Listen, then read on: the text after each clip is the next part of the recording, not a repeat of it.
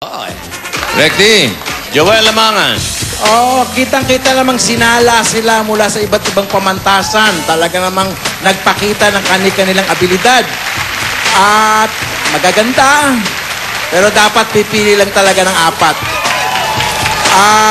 Siguro, yung mga kasamahan ko may sasabihin pa sa kanilang observe. Meron silang sasabihin.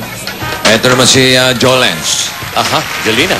Jolens. Sa nakita ko sa mga girls natin, medyo talented itong mga to. May kumakanta, may kumakanta at sumasayaw.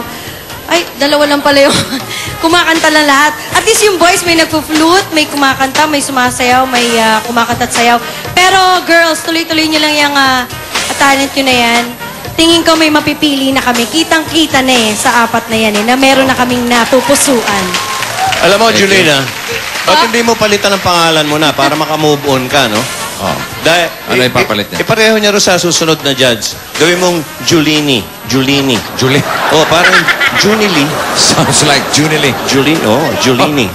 Ay. Junie. Mr. Junili. Aba, nalito ako kanina kasi nung una, akala ko beauty contest. Tapos, nung pangalawa, akala ko singing contest.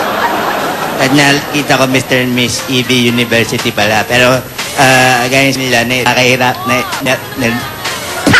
nahirapan akong pumili. Pero, pagtutulong-tulungan namin, we do our best. Okay, thank you, Mr. Julie. Kami nahirapan sa'yo. Okay. Pati kami pinahirapan mo. Julina, thank you. Direct Julina, Joel thank you. Lamangan. Maraming salamat. Aba, puro pala J ito, no?